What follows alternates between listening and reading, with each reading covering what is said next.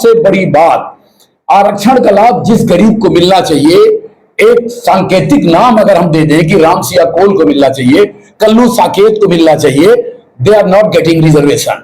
किसको मिल रहा है? मीरा चौधरी, रामविलास पासवान, मायावती और जो कलेक्टर बन गए, एसपी बन गए, इंजीनियर डॉक्टर बन गए, उनके लड़के बच्चे नाती पोता।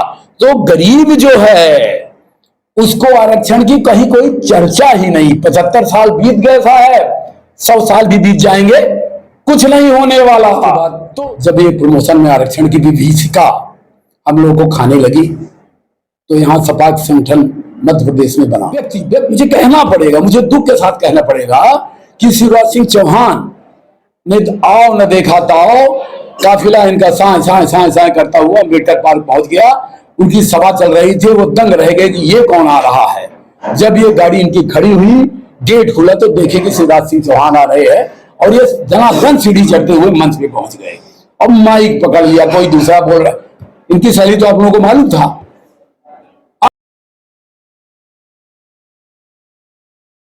विंध्य प्रदेश का गठन हुआ था, 8 साल विंध्य प्रदेश जिंदा रहा।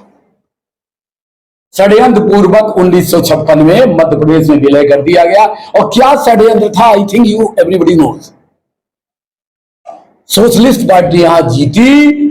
जवाहरलाल नेहरू ने कहा, उनको उनके नुमाइंदा या उनके कान भरने वाले लोगों ने बताया कि कांग्रेस का यहां सुपड़ा साफ हो गया, अब कांग्रेस गई।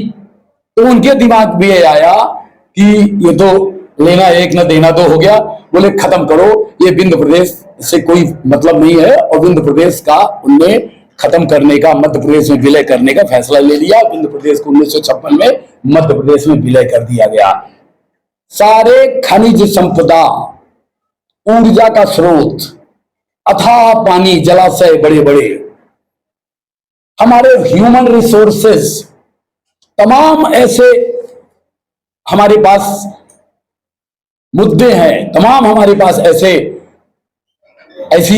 बात है जिनके दम पे हम विंध्य प्रदेश के पुनर्गठन की, पुनरोदय की मांग कर रहे हैं। हमारा विंध्य प्रदेश बनेगा तो शायद सबसे रिच प्रदेश बने।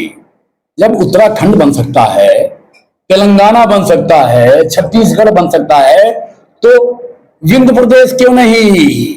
हम अगर संसद बन के पहुंचते हैं तो हम विंध्य प्रदेश की आवाज उठाएंगे, जबरदस्त उठाएंगे। लेकिन साहब ये मुद्दा भी बहुत गंभीर है, जिस मुद्दे पे हम जनता के बीच में जा रहे हैं, जनता को बता रहे हैं, लोगों को लग रहा है। अच्छा, सबसे बड़ी बात, आरक्षण का लाभ जिस गरीब को मिलना चाहिए, एक सांकेतिक नाम अगर हम दे दें कि राम सिया कोल को मिलना चाहिए, कल्लू साकेत को मिलना चाहिए, they are not getting reservation. किसको मिल रहा है? मीरा चौधरी, रामविलास पासवान, मायावती और जो कलेक्टर बन गए, एसपी बन गए, इंजीनियर डॉक्टर बन गए, उनके लड़के बच्चे नाती पोता। तो गरीब जो है उसको आरक्षण की कहीं कोई चर्चा ही नहीं। 75 साल बीत गए साहब, 100 साल भी बीत जाएंगे, कुछ नहीं होने वाला। तो गरीबों की जो लड़ाई है सपा से लड़ रहा है और इसका बड़ा व्यापक असर हो रहा है। हम लोग जहां जहां जा रहे हैं अपने मुद्दे रख रहे हैं, खासकर सामान्य वर्ग में कौन कौन वर्ग आता है? ब्राह्मण, क्षत्रिय, हमारे वैश्य, लाला, तमाम लोग जो आते हैं, सब लोग जहां जहां हम लोग अभी मीटिंग की है। देखिए साहब, रिसोर्सेज हमारी पार्टी बहुत बड़ी पार्टी नहीं है, छोटी सी पार्टी है, संसाधन हमारे पास उतने नहीं है। लेकिन जहां जहां हमने मीटिंग की वहां पर लोगों ने हमें भरपूर समर्थन दिया। हम जाते हैं सीधे, सपोज करिए 25, 30, 40 लोग इकट्ठा हो गए, सीधे हम उनसे संवाद करते हैं, हमारे मुद्दे ये हैं, आप बताइए, हमारा समर्थन करते। हाथ उठा के वो लोग कहते हैं कि जय जय सपा। तो ये तो लोगों के बीच में जा करके उनकी भावना जगाने की बात है, उनको बताने की बात है। हमें कितना वोट मिलता है, दिस इज नॉट इशू, लेकिन हम अपनी बात कह पाए जनता के बीच में। छोटे छोटे कस्बों में जाकर के हम सभाएं कर रहे हैं, लगभग 25-30 सभाएं कर चुके हैं और 25-30-40 और सभाएं करेंगे। हम रोज हमारे प्रोग्राम बनते हैं। साथियों, जीवन बीत गया, इसलिए बीत गया कि मैं एसडीओ के पद से रिटायर हुआ। जिंदगी भर संघर्ष किया, कर्मचारी संगठन का मैं नेता रहा, इंजीनियर एसोसिएशन का रीवा जिले का अध्यक्ष, रीवा संभाग का अध्यक्ष और स्टेट यूनिट का वाइस प्रेसिडेंट था। इसके बाद जब ये प्रमोशन में आरक्षण की विभीषिका हम लोगों को खाने लगी तो यहाँ सपाक संगठन मध्य प्रदेश में बना और रीवा में सपाक अधिकारी कर्मचारी संगठन का गठन।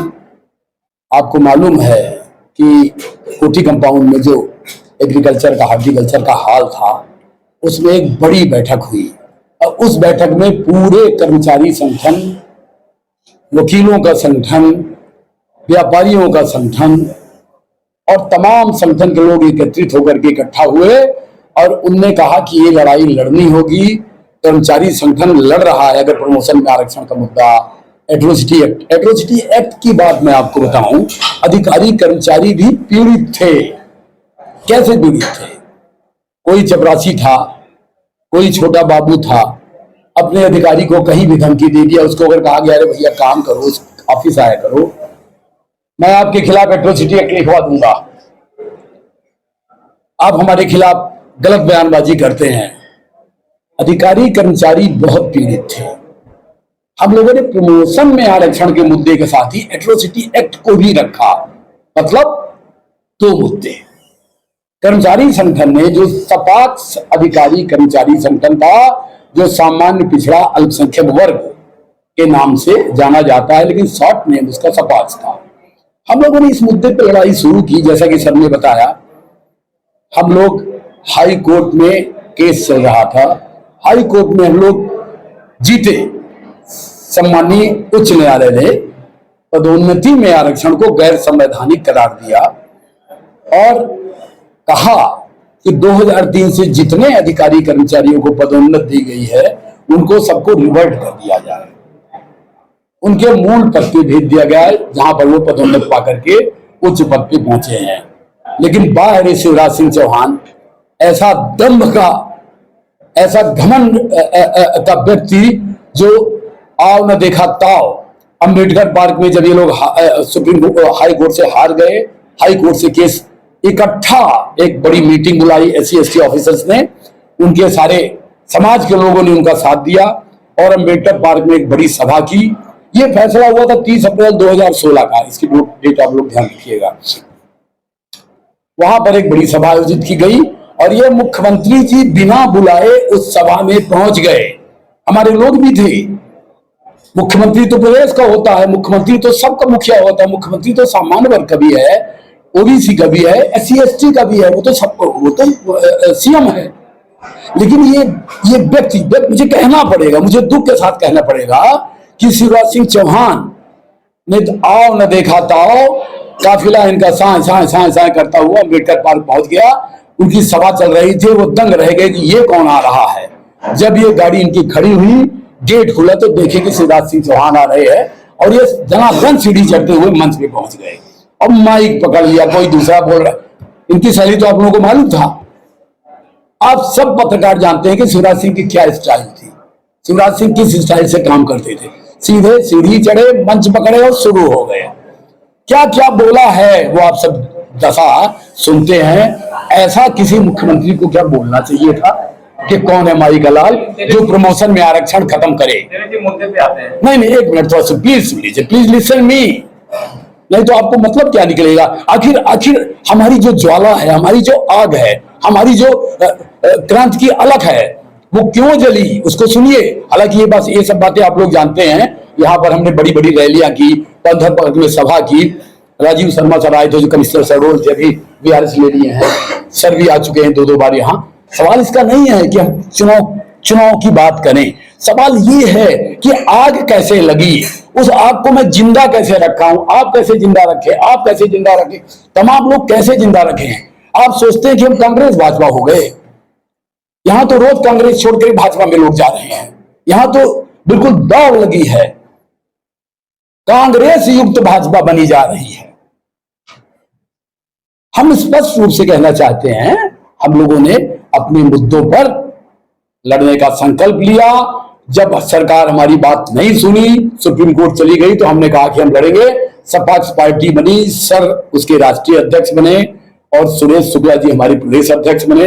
हम लोगों ने संकल्प लिया। हम लोगों ने सर वो बाबूराव कौन सा आयुर्वेद कॉलेज था जहां पर हम लोगों ने सभा की थी, 16 अप्रैल को की थी ना, कलिया सोच 30 सितंबर 30 सितंबर 2018 को भोपाल में इतनी अद्भुत, इतनी बड़ी सभा हुई कि पूरा भोपाल खचाखच भरा था अधिकारी, कर्मचारियों, समाज से। उसी दिन ये परिकल्पना बनी कि सरकार अब मानने वाली नहीं है, तो सब ने तय किया कि एक पॉलिटिकल पार्टी बनाई जाए। सारे मध्य प्रदेश के ऑफिसर्स, आईएएस ऑफिसर्स, अधिकारी, कर्मचारी जो सपास के थे, तमाम कैडर के लोग, सब लोगों ने कहा कि एक पार्टी बनाओ, लड़ो इसके खिलाफ। तब सपास पार्टी बनी।